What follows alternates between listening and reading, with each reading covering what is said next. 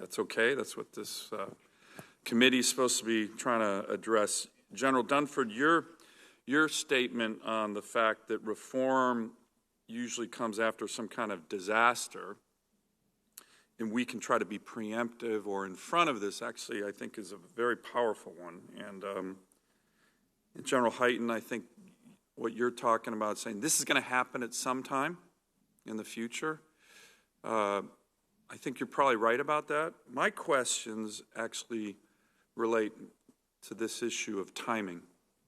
And let me give you a concern that I have. It relates to readiness of the entire force. So I commend all of you and everybody else at the Pentagon for working on this readiness. A lot of people forget 2010 to 2016, the Department of Defense budget was cut by 25%, an amount that was almost close to $540 billion, which is an entire DoD budget year. And we all know that readiness plummeted. I chair the subcommittee on readiness, and I've held numerous hearings in readiness in the force plummeted, period. And what we've all been trying to do, and I commend you and the President and everybody else in this committee, and the Chairman, Ranking Member, is get the readiness of our 5 current services back up to the level that the American people expect from all of us and from all of you. That is a hugely important mission. And here's been one of my overriding concerns with regard to the Space Force. Not that it is not important, not that it might not even be a good idea, but I'm concerned that is it prudent to take on what would be a fairly disruptive element of a new aspect of the services in the United States military when the current 5 services, let's face it, are not up to the level of readiness that they need to be. Do any of you think that we are at the level of readiness that we should be right now? General Dunford? General, I'll start. No, and as you know, So isn't that a concern then? I mean, I know you think we can walk and chew gum, but shouldn't we try to get to the level of readiness that we all really think we need and then turn to this? Let me tell you how I think about this. I don't look at it's either space or readiness. I actually look at making sure that we have a singular focus on the interdependencies of the joint force on space as a readiness issue. We can generate all of the squadron and battalion readiness we want, and if we're not capable of defending ourselves in space and taking full advantage of space from a command and control and intelligence, surveillance, reconnaissance perspective, precision munitions, timing of our systems, if we can't take full advantage of that and we can't protect ourselves in space, battalion and squadron readiness will amount to naught. And so I view this issue actually from my perspective, which is why my evolution on the issue has taken the direction it has, is I actually now have come to much better appreciate as a result of our analytic work the interdependencies on space and the fact that this whole issue of Space Force really is, in my judgment, related to readiness. So in your professional judgment, which I respect immensely, you do not think this is going to take away what I believe is the most important mission everybody here should be doing, is getting our 5 current services back up to the readiness that are demanded by the American people. This is, in my judgment, a joint war, whatever direction the committee decides to go, this should be addressed as a joint warfighting readiness issue. That's what it is. It's not an organizational issue. It's a joint warfighting readiness issue. Let me be a little bit more specific as it relates to a readiness concern. This committee and all of you have made, all of us together, significant progress with regard to building up our nation's missile defense. And Mr. Secretary, you recently said in testimony that was vital. I agree with that. I think the whole committee does. It's been very bipartisan. One of the elements, General Hyten, you have mentioned that's actually critical to our nation's missile defense is having and deploying as soon as possible space-based sensors that can look at both the hypersonics and the ballistic missile threats coming to our nation. I think it's your number one unfunded requirement that you've mentioned that. Again, I think the committee agrees that that's critical. My understanding is that the space sensor layer system is being shifted from MDA, the Missile Defense Agency, to the Space Development Agency, which hasn't even been stood up yet. General Hyten, doesn't something like that almost automatically, in your mind, indicate that we're going to have a delay in deploying a space-based sensor system, which you and others and we all agree is critical to missile defense, when you're taking it out of the Missile Defense Agency into a new agency that hasn't even stood up yet? How can that help with regard to readiness on missile defense? I'm very concerned about that topic. So I think there's a number of interesting observations. I would say that the secretaries to my right will probably have an interesting perspective on where they live. Where I live as a combatant commander, I have a requirement for a space sensor layer that will see the threats that will enable our deterrent and enable our defense. How quickly can we deploy that? That's the question, and we need that by the mid-2020s. That's what the threat requirements are showing us, and therefore we have to go fast in order to do that. I've testified in front of this committee before for that issue. We've pushed that.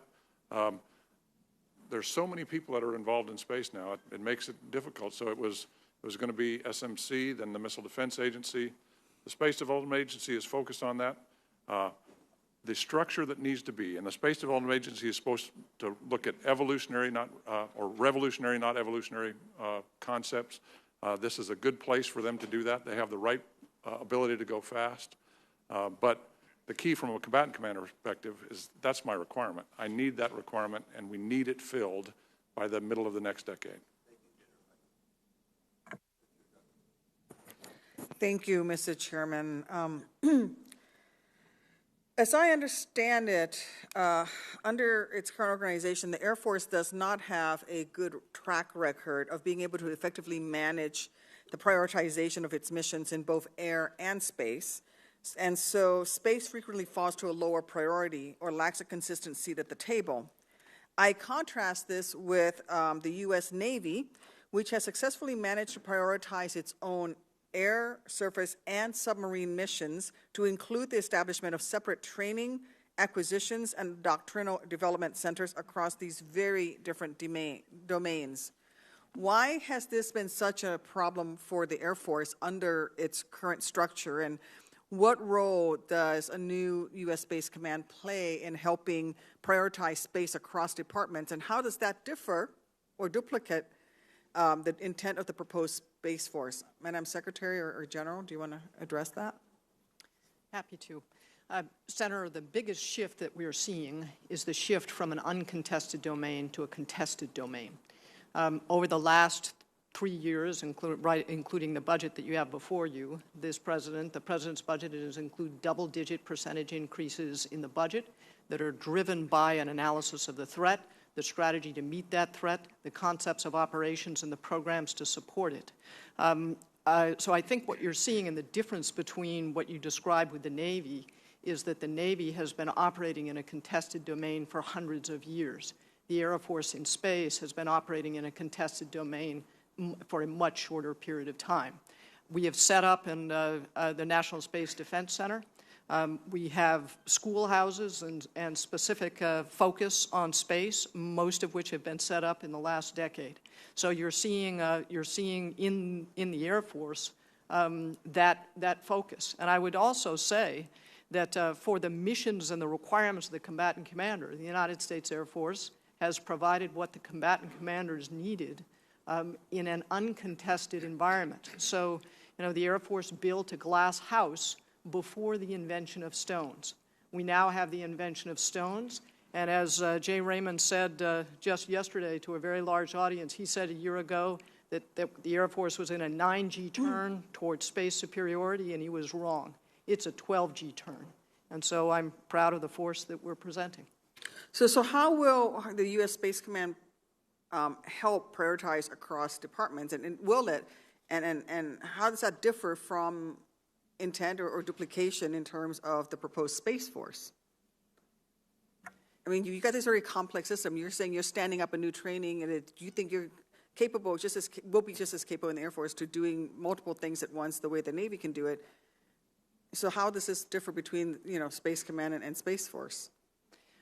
Senator, I was trying to explain why I thought the Navy structures were different from the way the Air Force evolved with respect to space. But in the proposal that's before you, one of the elements that's before you, in addition to there's the additive personnel that's in the proposal. Some of it is to support the 4-star, who will be a member of the Joint Chiefs. The other large number of people is to set up a training and doctrine center specifically focused on the challenges of space as a contested domain. So then the Air Force will send your people to their training programs? Is that what you're saying, or how does that work? That training and doctrine center would be primarily for members of the Space Force and other officers to get joint experience, and honestly also our allied officers. The Air Force has already opened up its Space 100, 200, and 300 programs to our allied officers, and we have opened up and created a combined Space Operations Center this last year that includes our allies in California. Okay, thank you. I also serve in the Committee on Commerce, Science, and Transportation, so I want to talk a bit about the intersection of military and commercial space assets. As you're all aware, this is an area where we don't yet widely have accepted norms, and we've had that discussion here today already. The multi-pronged proposal we have here would likely increase complications even further. In the realm of great power competition, we see countries like China who are rapidly expanding their space presence, but they don't have issues of deconfliction because their military and commercial assets are intermingled and they operate almost as a single unit. So how does DOD and the proposed Space Force plan to work with other federal agencies and our commercial sector to deconflict with these issues before and while they are arising? Sir, let me take that one on. The Space Development Agency, in its design, is intended to do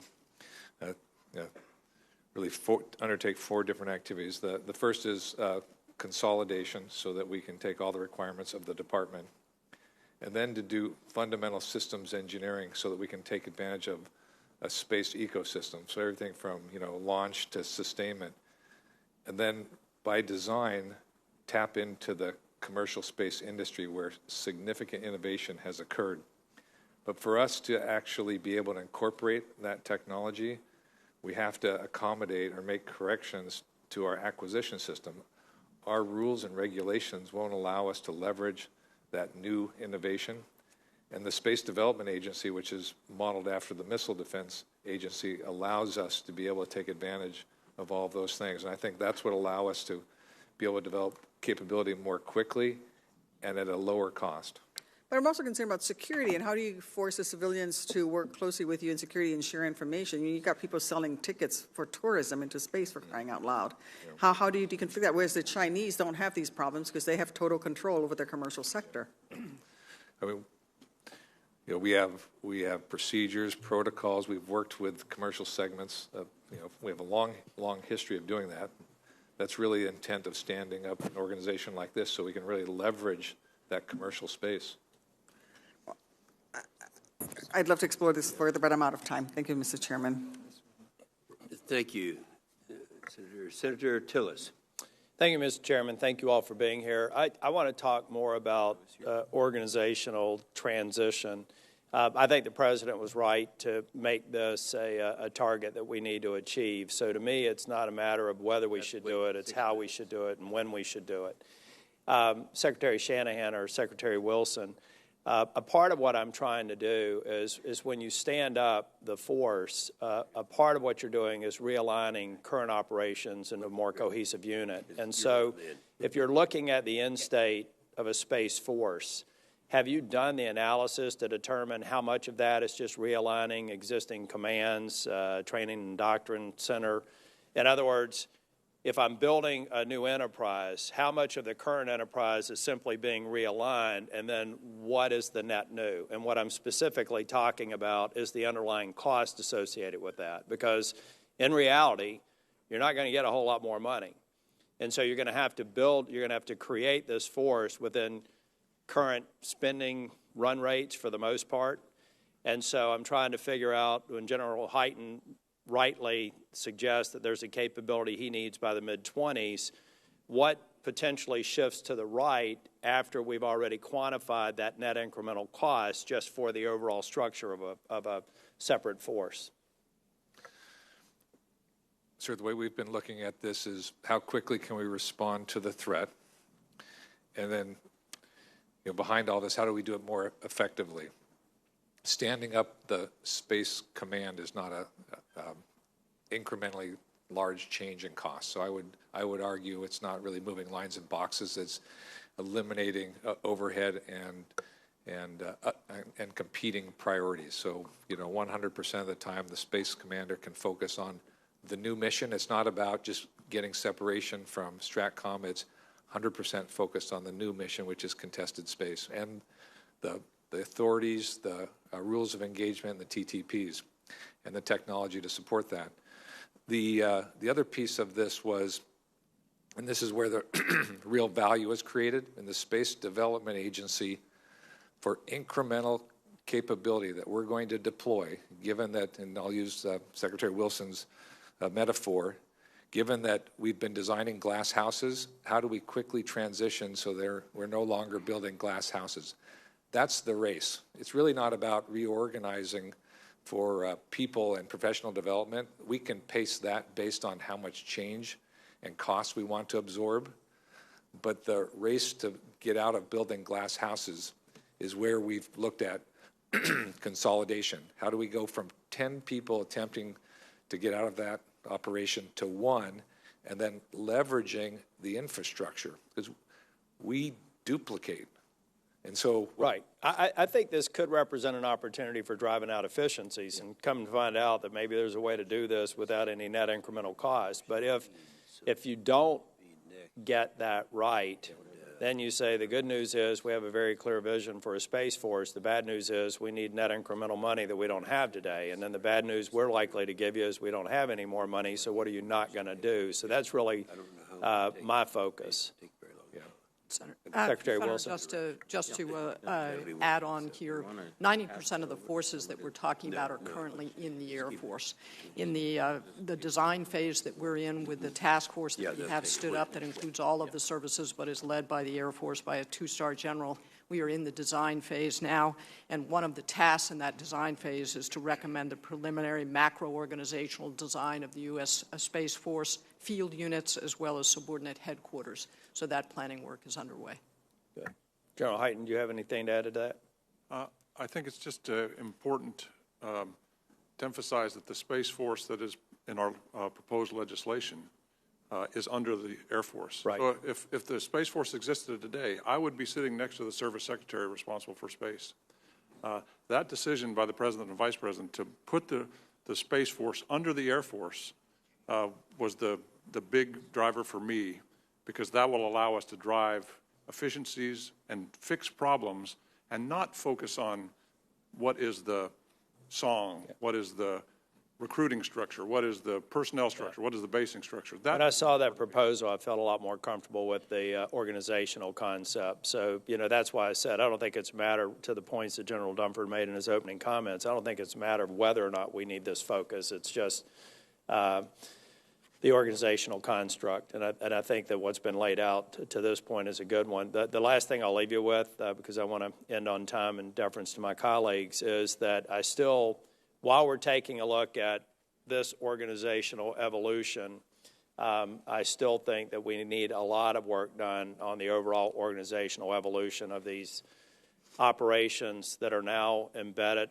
within the service lines that we should really take a look at to drive efficiencies. Has nothing to do with the Space Command, but there's one best practice for acquisition. There's one best practice for a lot of these operations that are now siloed.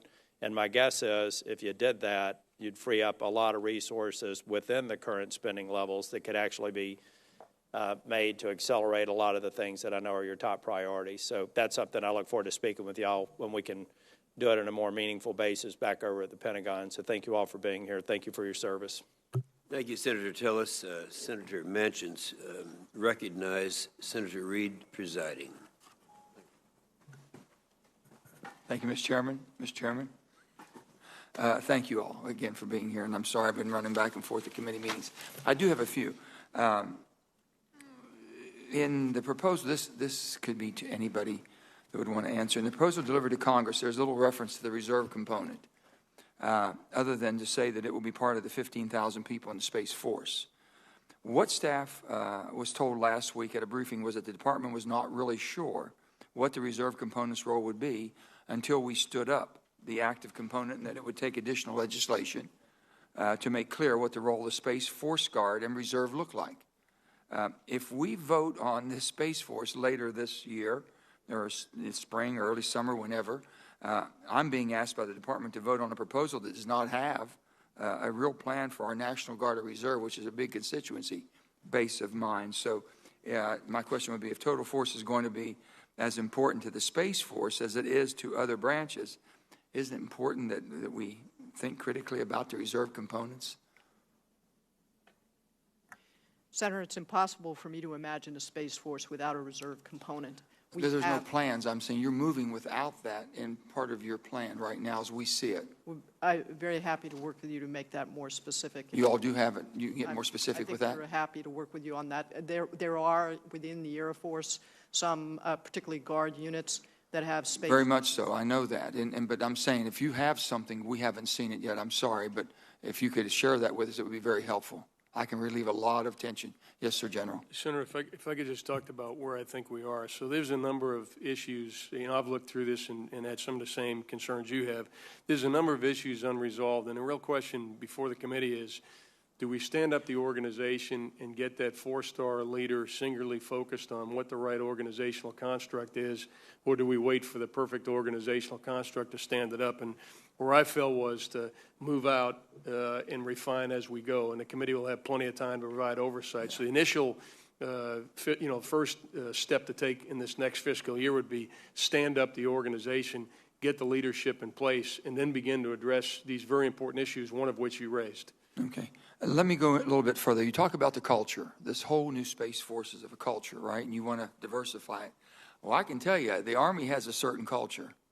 The Marines definitely have a certain, they're in first. They're going with the guns and blazing.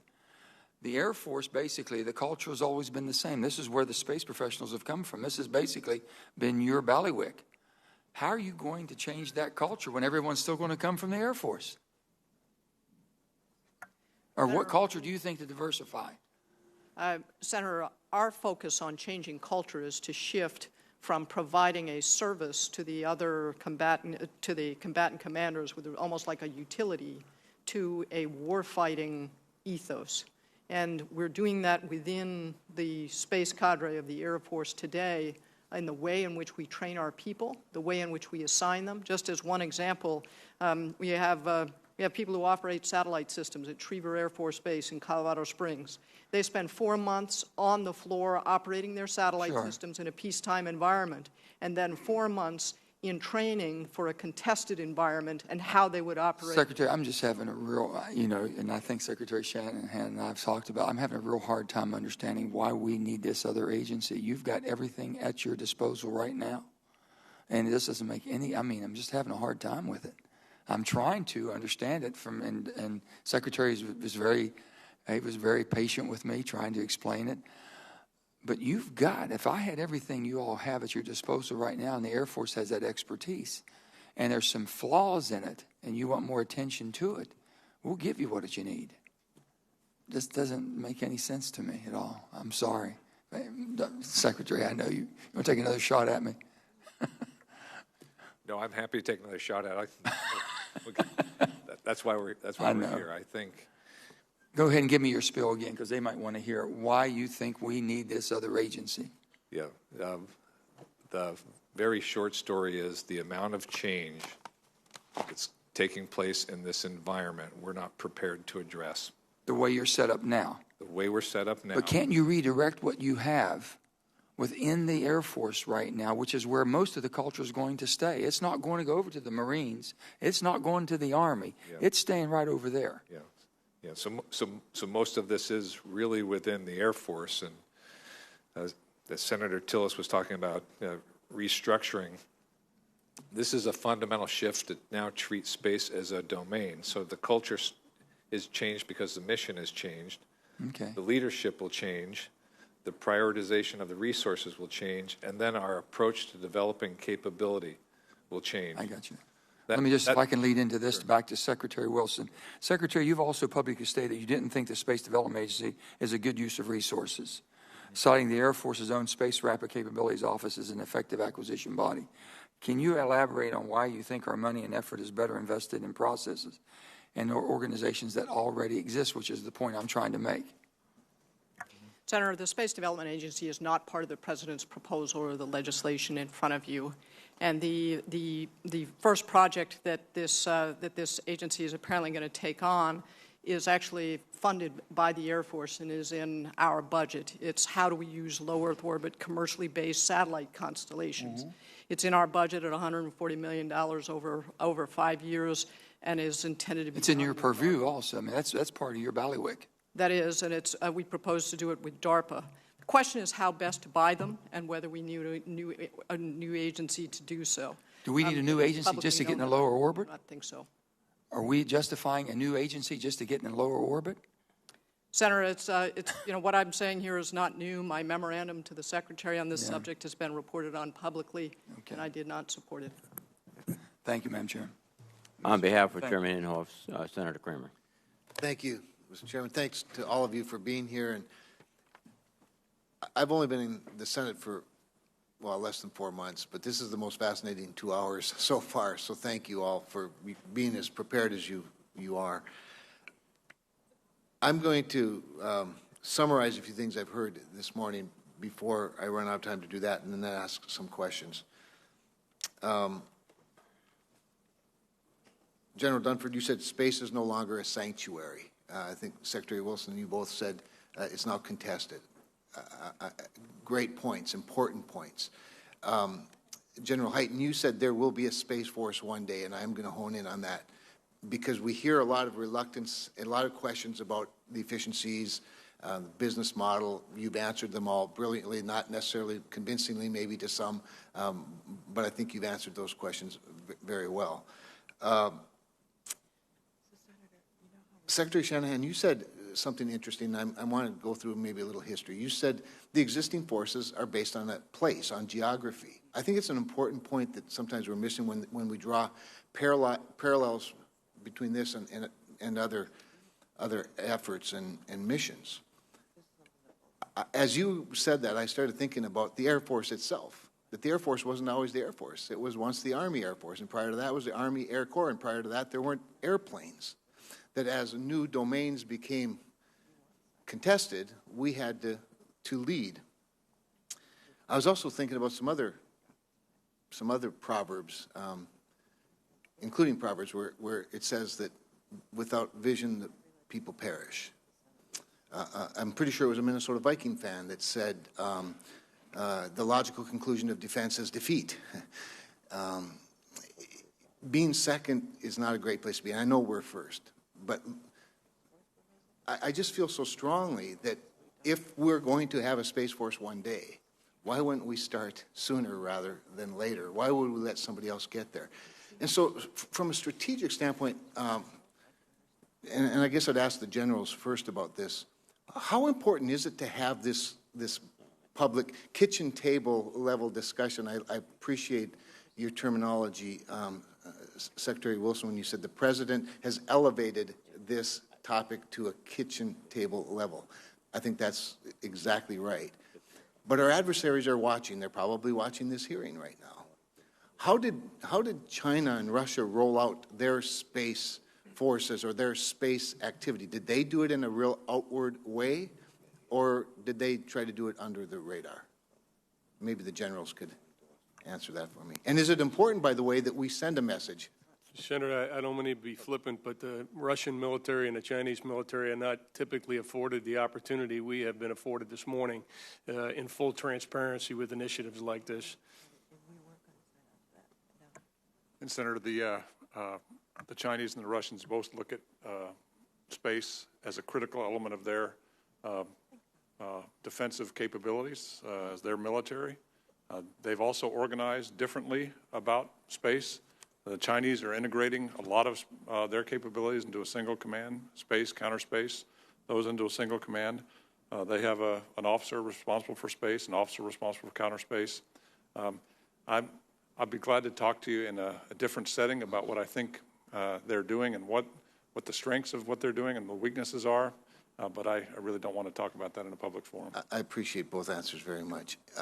We've had a lot of discussion about cost and benefit, and I understand the concerns of a couple of years or several years of cutbacks that now have us in catch-up mode on readiness and lethalness and all those things that are important. And I appreciate the answer, Chairman Dunford, about this is part of readiness. This is probably essential to readiness.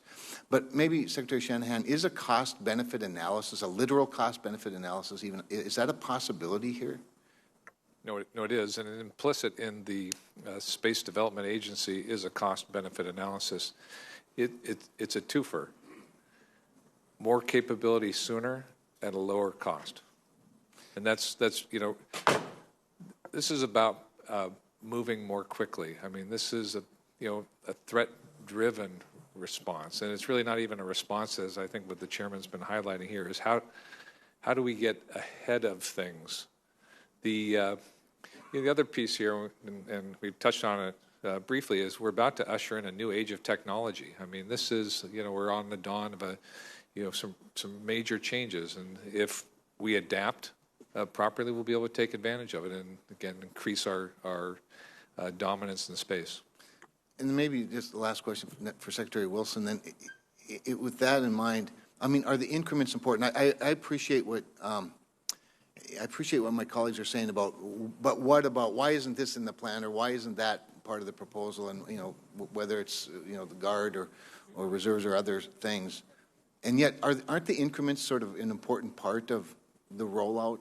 In other words, we're not going from here to here. We see here, but we're going incrementally. Is that not an important part of the strategy? I'm not sure it's incremental. I do think that that what we have now is a set of programs that support a strategy to dominate in space. And, we all prefer that space remains peaceful because everyone loses if war extends into space. But we are developing the capabilities to deter and, if necessary, to fight and win in the space domain as we do in all other domains, so that our adversaries will choose wisely to deal with our diplomats and not with our warfighters. And that's what this is about. Beautifully said. Thanks to all of you. And I might just wrap up my comments by saying I just don't want to be sitting here 4 years from now and have 4 people look at me and go, I wish we would have started this 4 years ago. With that, I yield. On behalf of Chairman Inhofe, Senator Shaheen. Thank you, Mr. Chairman, and thank you all very much for being here and for your responses. I totally agree with everything that you all said in your opening statements about the importance of space, the competition for space that we have entered into, space as the next potential battleground. I may even be convinced in the future that we need a new space command, and I do appreciate President Trump's focusing on space. I just have questions based on what I've heard and what I understand, and maybe I need to know more, that we have not gotten there in terms of the planning and the commitment, and that rather than spending a lot of time debating and questioning which direction we're going to go, we'd be better to continue to work on that and focus on what we need to immediately to address the challenges that we're facing. So let me begin with that and ask, I share Senator Manchin's concern about the failure to address Guard and Reserve as part of any planning for a new space command. It's a question, as you all alluded to, I guess it was you, General Dunford, that our Secretary Wilson, that many of our National Guard folks are already doing work in space, and so I think they have a question about what their future role might be in any new space command. So I think answering those questions is going to be very important in order to ensure that there is support from states who control the Guard. But I want to go on to the whole civilian side of this question, because as I understand, as space activity increases, as our ability to detect debris improves, and right now my understanding is that the DoD tracks more than 20,000 objects in space, and that number continues to grow, and that we are making investments in situational awareness in space. I had the opportunity to see some of that recently, to try and track some of that space debris. and that the space policy directive of this administration contemplates a larger role for the Department of Commerce in space situational awareness and space traffic management. We just had a hearing with the Commerce Committee last week where they were talking about reorganizing all of the space elements in the Department of Commerce into the Office of the Secretary. So I'm trying to figure out which functions would actually go to Commerce and which would stay in DOD, and how that responsibility gets sorted out. Senator, I think I can take that one. The Air Force has really, since the late 1950s, taken on the responsibility of warning people when a piece of debris might hit their satellite. We do that out of Vandenberg Air Force Base in California. You're right that we currently track about 24,000 pieces of debris that are larger than 10 centimeters, and we provide that information to every country in the world. We are also expanding our ability to know what is going on in space. This year, we will go operational with something called the Space Fence out of Kwajalein, which is a space-facing radar, and we will increase the number of pieces of debris that we're tracking to probably over 100,000 with that space fence, and it'll go out to geosynchronous orbit. The shift to the Commerce Department is that they will take over the responsibility of telling commercial companies and deconfliction and those things, and we're working very closely with them. We're happy to transition that responsibility of working on commercial space, on space traffic management, to the Commerce Department. They have had people out working alongside our folks at Vandenberg on how that would probably work. As the military service, obviously we would continue to have space situational awareness and collect the data. We would feed that over likely to the Commerce Department, who would combine it with other sources of data and work with industry. And would that be the plan in any new space command that's operational? The concept is that Vandenberg would be part of the Space Force, and the Combined Space Operations Center there is where we have all of the services as well as our allies and partners that track space debris. But we would continue to shift the collection of that information to the Department of Commerce? Yes, ma'am. General Hyten. So that mission today is accomplished by airmen in the United States Air Force, but it's under my command, U.S. Strategic Command, and we provide that data, and we have today 98 space situational awareness sharing agreements with others. We have to do that because we want to be able to operate safely in space, but it's not a military mission. That's a civil mission, and the Department of Commerce is just taking over that civil responsibility so we can focus on the warfighting market. But I met with Secretary Ross this week. He's not going to try to build all of the data and the sensors that we have in order to do that. He'll take our sensors and all our data, and he will just become the face to the commercial sector and the face to the world, so the military doesn't have to do that. But that function that's in STRATCOM will transition to the SpaceCom. And so will the personnel who are currently working at STRATCOM transition to the Department of Commerce? Is that the plan? No, ma'am. The Department of Commerce will have that front-facing piece. The airmen of the United States Air Force today that would be in the Space Force in the future working for the Space Command, they still have to do that mission so we can do our defense of mission and our space control missions in the future. That's why we started doing that. We just fell into the space traffic management business. We do it for defense. No, I'm just concerned about the expertise that might be required in the Department of Commerce, and are they going to have to hire that new? Are they going to take it from the Air Force? We're working very close with them to understand what kind of personnel requirements they would have, how they would do that. In the conversations I had with Secretary Ross this week, what I pointed out is that if we do it right, most of the capabilities they need can actually be automated and acquired through commercial agreements. So they wouldn't have to have this army of people doing that. They could do it a whole lot better if we do it right from the beginning, and we're working closely with them to make sure we do it as efficiently as possible. Thank you. Thank you, Mr. Chairman. On behalf of Chairman Inhofe, Senator Blackburn, please. And thank you, Mr. Chairman. And I want to thank each of you for being here today, and I want to thank you for the time that you've spent individually with us. I may be the outlier on this panel, but I totally appreciate why you need to have a Space Force.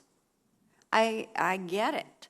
You know, when you look at technological advancement, when you look at 5G that is coming on, you look at the cyber pressures, you look at that lower orbit component, when you look at the integration that is taking place in the new space economy, I fully understand why you need to make this a priority and why you need to focus on this, why we as a nation need to focus on this, because 21st century warfare is most likely, from what I understand, going to be a good bit different than what we have seen in times past. So I appreciate that we are putting an emphasis on this so that we're not left and caught flat-footed at some point when we need to respond.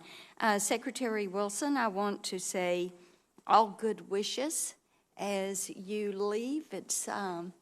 It truly is an honor to have you here, and we appreciate the work you've done, whether you were wearing the uniform or in the House or here. And of course, I thoroughly enjoyed serving in the House and on Energy and Commerce with the Secretary, and I know because of that expertise, you do have an understanding of the commercial side and also of the military side. It is a unique perspective.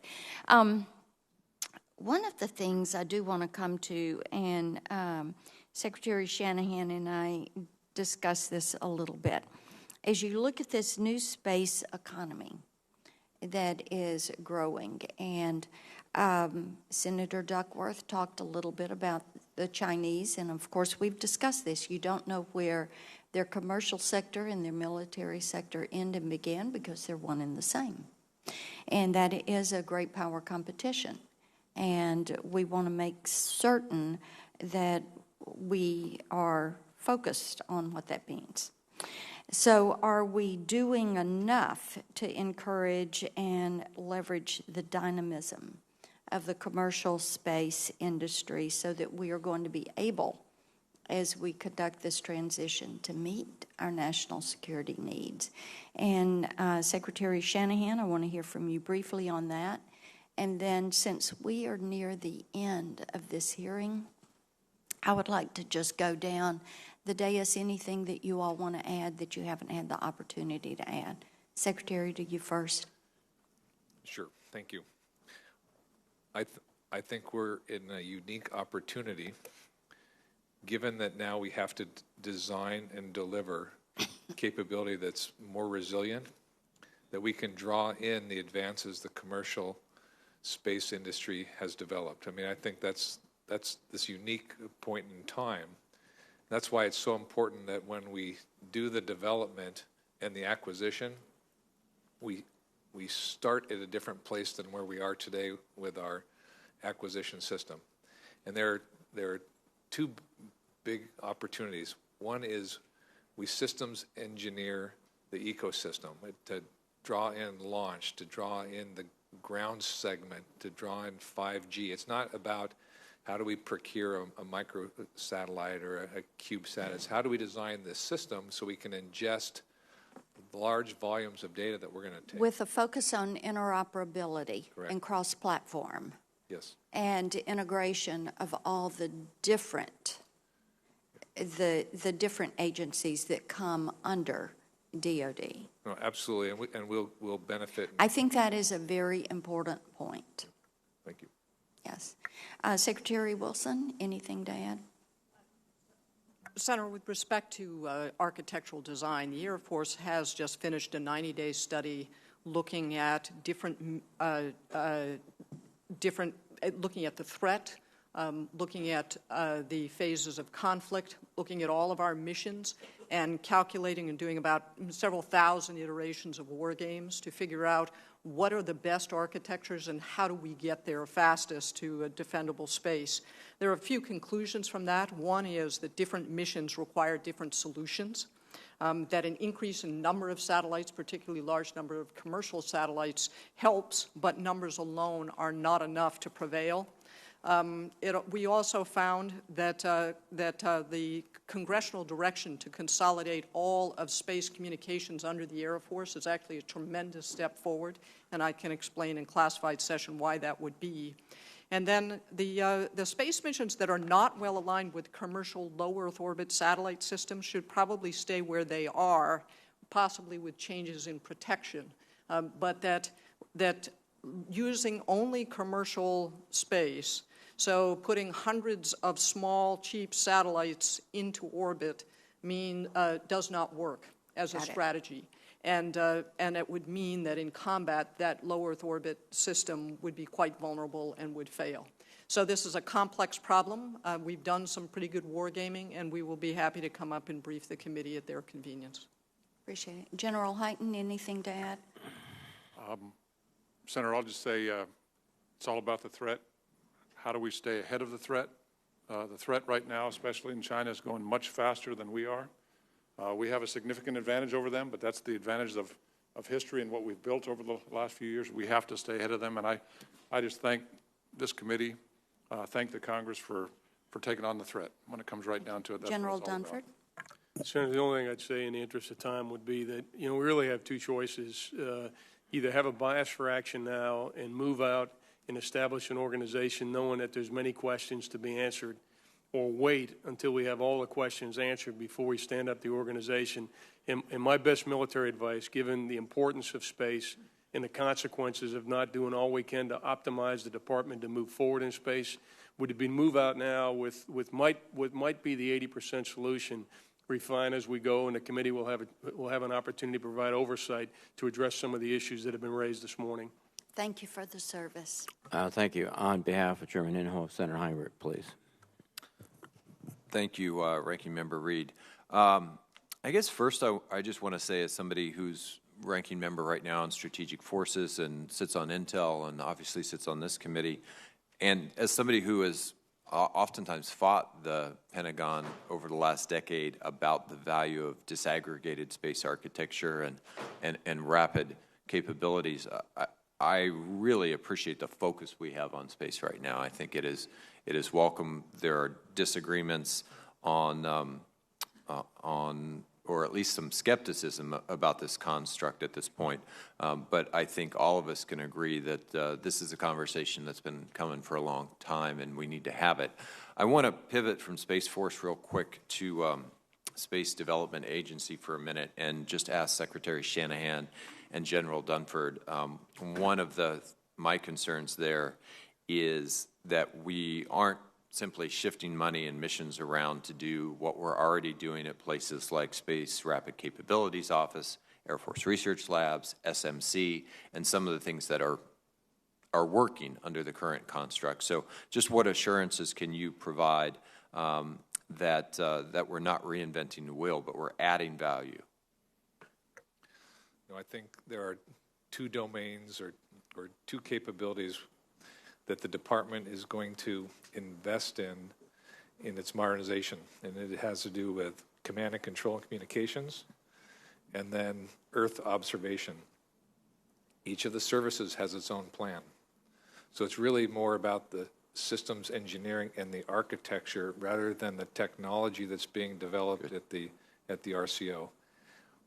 We do need to, when we look across all of the labs, start to make decisions on what are the standards we want to employ, not necessarily direct technology development, but how do we develop standards so integration becomes more seamless and less costly? Yeah, I would not disagree. And I think as we're looking at this, I think there's some real value in looking at co-locating the new SDA with some of the existing ecosystem so that we get those economies of scale. General Dunford, do you have anything to add to the Secretary's comments there?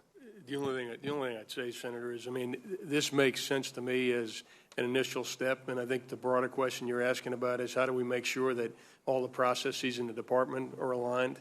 Right. And that's going to be, the responsibility of all of us to ruthlessly drive alignment over time, ruthlessly drive efficiencies over time, and get this thing moving and make the refinements that I know are going to come. It's probably only one thing I'm 100% confident of as I sit here this morning, and that is 5 years from now, it's going to look slightly different than it does today, or what we propose today. Great. Secretary, I want to talk a little bit about NRO.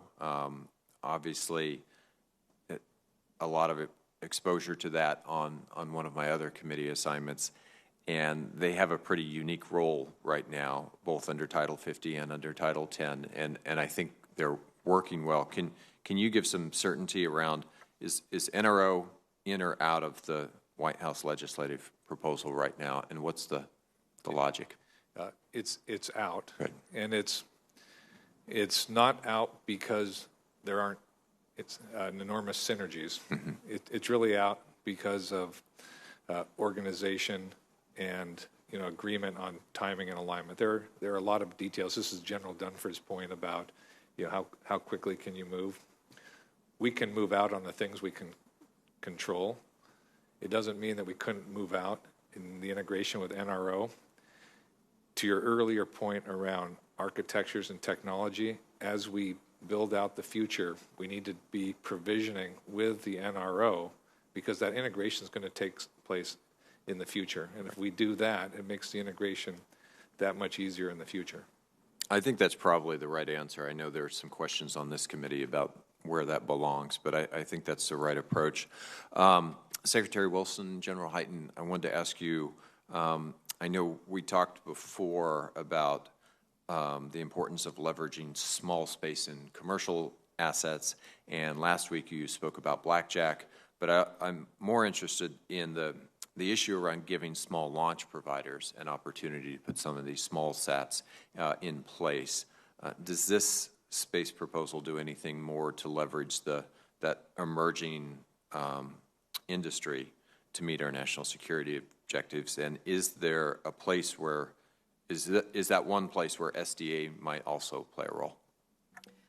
Senator, the Air Force is responsible for launch, but as you know, we don't build rockets, we buy launches. Right. The biggest challenge is on the heavy end, but on the light end, we have a variety of things that we're doing, and General Hyten may be able to add to this some, but we have contracted, for example, with Virgin Galactic to launch off of the under the wing of a 747.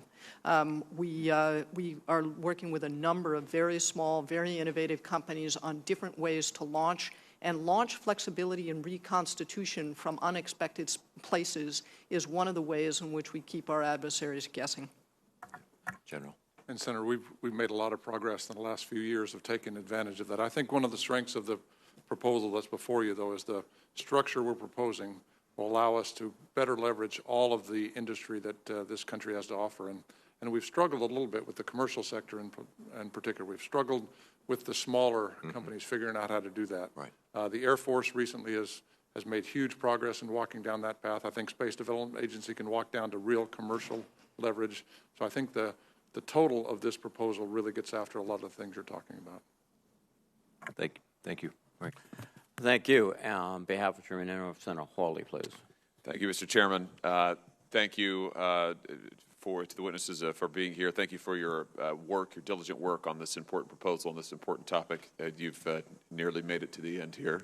So just 6 minutes to go. I want to ask you about a few specific challenges. We talked a lot this morning about the space domain, the importance of the space domain in general. Let me ask you about some of the challenges, as I understand them, that make the space domain important, and you can tell me if my understanding needs revision. One of the major issues, as I understand it, that makes space so important is our global C4ISR architecture that runs through space, sort of the central nervous system of the joint force. We were able to build that central nervous system in and through space in years past because it was largely uncontested space. But now, as you've said over and over today, it's contested, it's congested, it's competitive. And so our C4ISR and precision navigation timing networks are at risk.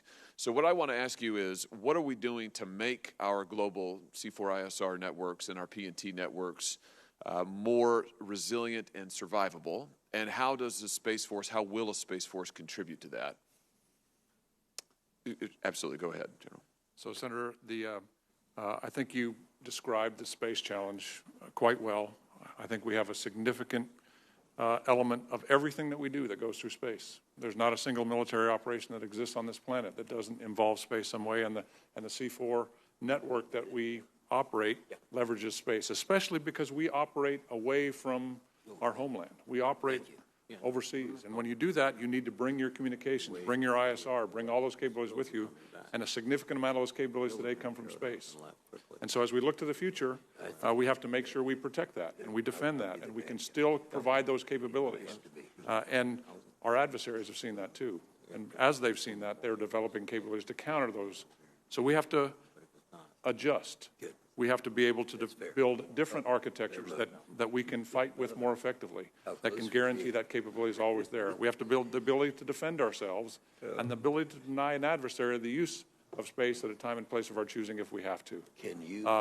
As the Secretary discussed earlier, we don't want conflict to go into space, but if it does, we have to. And in this setting, General, can you give us some idea about what are some of the steps that we are taking now or that need to be taken to make that infrastructure, that C4 infrastructure, architecture, and our PNT architecture more resilient? I mean, what I'm driving at is, I think you could see is, what are the specific things we need to be doing to meet this very pressing challenge, and then how does that tie into this large structural change that you've been proposing here today?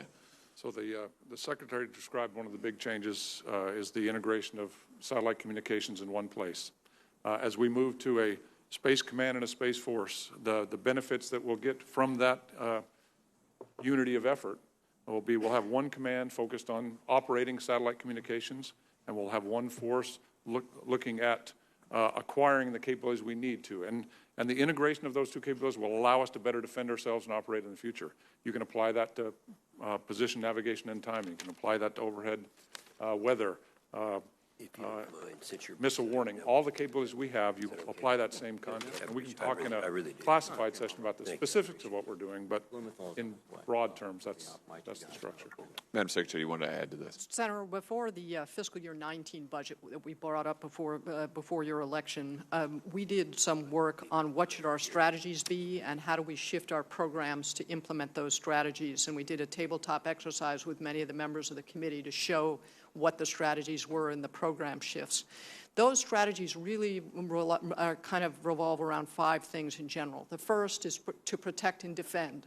So defend our satellites, think chaff and flares, but other kinds of things. And it's different mission by mission. Second, be able to stop an attack. It's not good enough to stand in the ring and dodge and weave and take punches. You need to be able to swing back. Third, proliferate. Now, proliferation alone does not solve the problem, but it does complicate the problem for an adversary. Fourth, undermine the confidence of the adversary that they really understand what's going on around them. And fifth, all of this rests on a foundation of excellence in our people. So those are the 5 lines of effort, and they're all supported by programs and programmatic change that was supported by the committee in the FY19 budget. Thank you. That's very helpful. I think that my set of questions around your proposal for this major structural change for the standing up of a Space Force relates to this line of questioning. I mean, what are the specific pressing challenges we face in that domain, and will this new structure help us meet those specific challenges? Or is there a danger that we're too focused on the domain as a domain and we're not focusing enough on the specific challenges? Mr. Secretary, before my time expires, let me just ask you a somewhat related question. The relevance of AI and new technologies. You touched on this briefly, I think, with Senator Kramer, but tell us something about how Space Force may help the Joint Force continue to develop the new technologies, whether it's AI or otherwise, that we need to be leaders here in the 21st century. Right. So the Space Development Agency, in our modernization for the National Defense Strategy, addresses building an integrated transport layer for the Department of Defense so that we can ingest and move significant volumes of data that facilitate artificial intelligence. It's this build-out of the broader infrastructure. It also includes the ground network that'll connect sensor and shooter, and then all other decision makers. It's not just about closing the fire control loop, but we're trying to scale and address latency. And this is the need. This is why we need fundamental systems engineering as we approach this problem set. Thank you very much. Thank you, Mr. Chairman. Thank you. On behalf of Chairman Inhofe, Senator Blumenthal, please. Thank you, Senator Reid. thank you all for being here today, and thank you for your service. You know, I've been in and out as I've attended other committee hearings, and I sort of feel like the most important facts for us and the American people to understand are the facts that haven't been said today. And the reason why they haven't been said is that they are largely classified. And the reason that's important is that the American people have no idea, really no idea, about the immensity of the threat in space. And I've made this comment in a classified setting, that I wish the American people could be present in this room, not this room, but the SCIF, because our adversaries know what they are doing. We know what they are doing. They know we know what they are doing, but the American people have no idea. And so this discussion and debate will have very little interest in the American public. It's carried on in a level of, forgive me, bureaucratic language that most Americans would have trouble seeing an immediacy in their daily lives. But if they were privy to what we hear, and you know it much better than we do because you live it, I think they'd be pretty alarmed. This is not by way of criticism of you, because you're living with the strictures of what is classified and not, but I think we have a real obligation to explain to the American people why space is a domain that matters, why the threats there are real and urgent, why they are growing in importance. So I think we all agree here that space is an important domain. Undersea warfare is an important domain, but we don't have a separate command for it. Cyber is an important domain, as my colleague and friend, the late John McCain, used to say. And so I found very persuasive, Secretary Wilson, what you said in July of 2017. I know it's been quoted to you before this morning, and others of you, the reasons for your opposition to that separate domain or the separate command for the space domain. But I would like to ask, in terms of the personnel issues that I think are of immediate concern to a lot of folks, this proposal would exempt Space Force civilian personnel from Title V rules and protections. It would create a new accepted service that is separate from the federal government competitive service or a senior executive service. It would create an alarming precedent, I think, that potentially could erode the merit-based civil service within the Pentagon and eliminate the rights of Space Force employees to participate in collective bargaining, for example. There's currently no civilian workforce that is statutorily exempt from collective bargaining rights. Can you tell me, Secretary Shanahan, why that is a part of your proposal? The Title V that you were referencing was based on the discussion we were having earlier around integration with the NRO. That's the model that they employ there. And as we think about the talent management practices that we'll need in the future, we wanted a provision for that. Much like in your reference to the undersea domain, our approach to systems engineering is the same as the Navy's undertaken. So there are a lot of examples that we're trying to draw from that have been successful. That was the nature of that insertion. would there be protection for whistleblowers in the same way there is throughout the rest of the government? The baseline that we're coming off of is the existing personnel system. This was to incorporate,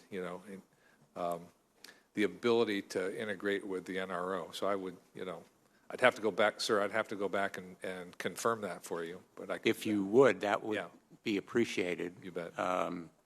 Because based on this proposal, the Secretary of Defense could terminate any Space Force employee, quote, in the interests of the United States, end quote, and as drafted it says notwithstanding any other law, which leads me to think that they would be exempted from a lot of other protections of law and could simply be dismissed whenever you determine it's in the interests of the United States. Yeah, let me go back and confirm that that's not our interpretation.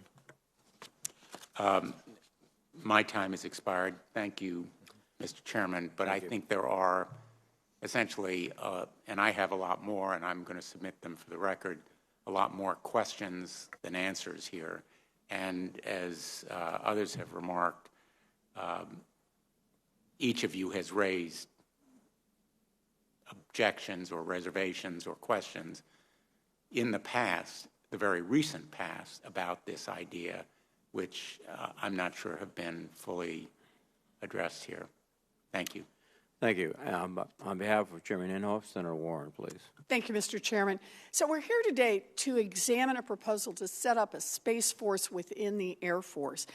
And before we haul off and authorize spending billions of dollars on this, I just want to ask a couple of questions about what problem this Space Force is supposed to solve. So let me start with you, Chairman Dunford. Is it correct to say that the Department of Defense has proposed a Space Force because the U.S. is at risk of losing its competitive advantage in space, and our space assets, including critical satellites, are becoming increasingly vulnerable? Is that a fair statement? That is a fair statement, Senator. And just a quick caveat based on your opening comment. And the organization that we have today is an organization that we built when space was not. No, I understand that. I understand that. So I want to think about, though, what the basis of the problem is then. A 2016 GAO report that examined our existing space acquisition programs noted, quote, "We and others have reported for over 2 decades that fragmentation and overlap have contributed to program delays and cancellations, cost increases, and inefficient operations," end quote. Secretary Shanahan, is it the DoD's view that unifying space programs under a single service will address these problems? Senator, unifying and aligning certain programs under the Space Development Agency will address that problem that you spoke to. So you say the problems of delays and cancellations, cost increases, and inefficient operations will be solved if there is a separate branch of the military but still under the command of the Air Force. You know, this is particularly surprising to me, since the proposal to leave the Space Force headquartered under the Air Force would still leave exactly one person responsible for acquiring hardware for both the Space Force and the Air Force. So it's not clear to me how this solves anything. In fact, it's hard to see how that person would be able to balance the competing needs of both services without a massive increase in overall spending. So, Secretary Shanahan, let me ask, obviously DoD has not been able to solve the problems identified by the GAO over the last 20 years.